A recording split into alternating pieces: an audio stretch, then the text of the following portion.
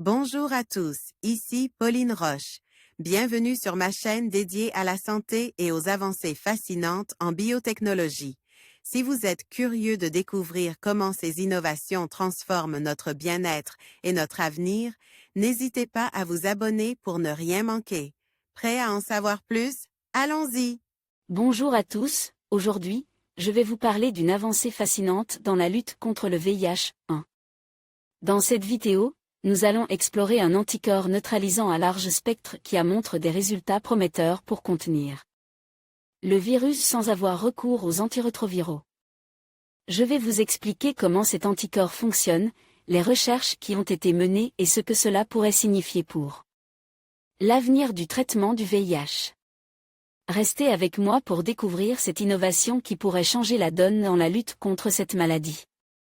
Des patients infectés par le VIH-1 parviennent à contrôler le virus à long terme après l'arrêt du traitement antirétroviral, suscitant l'étonnement des chercheurs.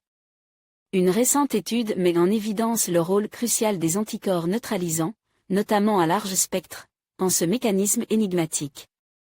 Un essai clinique avec ces anticorps est prévu en France d'ici fin 2023, offrant de nouvelles perspectives dans la lutte contre le VIH-1. C'est stupéfiant. Certains patients infectés par le VIH-1 ayant reçu un traitement antirétroviral de manière précoce pendant de nombreuses années parviennent à contrôler le virus sur le long terme après l'arrêt du traitement. À ce jour, les mécanismes sous-jacents de ce contrôle post-traitement ne sont pas entièrement compris. Pour la première fois, une équipe de chercheurs de l'Institut Pasteur, de l'INSERM et de l'AP-HPHP, soutenue par l'ANRS Maladie infectieuse émergente, a étudié et mis en évidence le rôle des anticorps neutralisants, y compris ceux à large spectre. Dans ce mécanisme fascinant. Les résultats clés de cette étude ont été publiés le 10 juillet 2023 dans la revue Cell Ostensan, Microbe. À la suite de ces découvertes, un essai clinique incluant l'utilisation d'anticorps neutralisants à large spectre devrait être lancé en France d'ici fin 2023. Quels sont les apports de cette nouvelle étude? Ces individus, connus sous le nom de contrôleurs post-traitement, sont des cas rares. Il s'agit de personnes porteuses du VIH-1, ayant bénéficié d'un traitement précoce prolongé et ayant acquis la capacité de contrôler le virus sur le long terme après l'arrêt du traitement. Ces personnes ont été identifiées il y a un certain temps grâce à l'étude Visconti, la plus grande cohorte de contrôleurs post-traitement à long terme. Il a été identifié il y a quelques années que certains de ces contrôleurs post-traitement développent une réponse immunitaire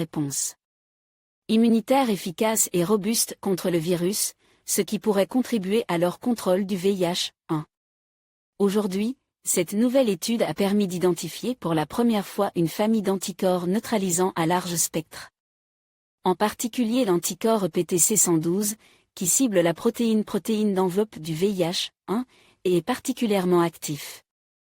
Les trithérapies permettent de faire chuter la charge virale à un niveau quasi indétectable, mais doivent être prises à vie. Andy. Et, Adobe Stock, quelles sont les caractéristiques de l'anticorps EPTC112?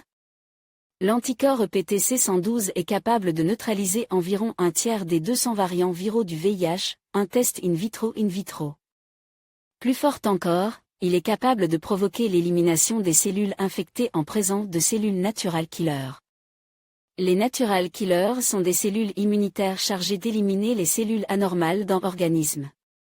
Cette étude apporte donc des informations importantes sur la manière dont les anticorps neutralisants influencent le cours de l'infection par le VIH-1 chez les patients contrôleurs post-traitement. D'autres observations suggèrent également une forme de coopération entre différentes populations d'anticorps neutralisants. Bientôt un essai clinique? Ces découvertes sont enthousiasmantes. Elles ouvrent la voie à de nouvelles pistes de traitement contre le VIH-1 et suscitent l'espoir de développer des approches thérapeutiques permettant une rémission sans traitement antirétroviral, grâce à l'action clé des anticorps neutralisants à large spectre. C'est dans cette optique qu'un essai clinique, prévu en France avant fin 2023, intégrera l'utilisation d'anticorps neutralisants à large spectre dans le traitement.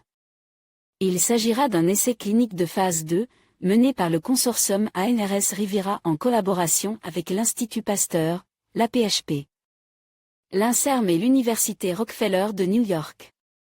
Il étudiera l'effet de l'association d'un traitement antirétroviral en phase de primo-infection avec 2 anticorps neutralisants du VIH, un par rapport à un placebo-placebo. 69 patients seront inclus dans cet essai. Après une période de traitement antirétroviral initial, les patients recevront ensuite le traitement à base d'anticorps neutralisants, ciblant 2 domaines différents de la protéine d'enveloppe du virus. Après un suivi rapproche d'1 an et en se basant sur des critères spécifiques, le traitement pourra être interrompu. Ce processus permettra de déterminer si cette approche thérapeutique est capable de susciter une réponse immunitaire suffisante pour contrôler l'infection après l'arrêt du traitement antirétroviral. En conclusion, la découverte de cet anticorps neutralisant à large spectre représente une avancée prometteuse dans la lutte contre le VIH-1. En démontrant sa capacité à contenir le virus sans recourir aux antirétroviraux, cette recherche ouvre de nouvelles perspectives pour le traitement et la prévention du VIH.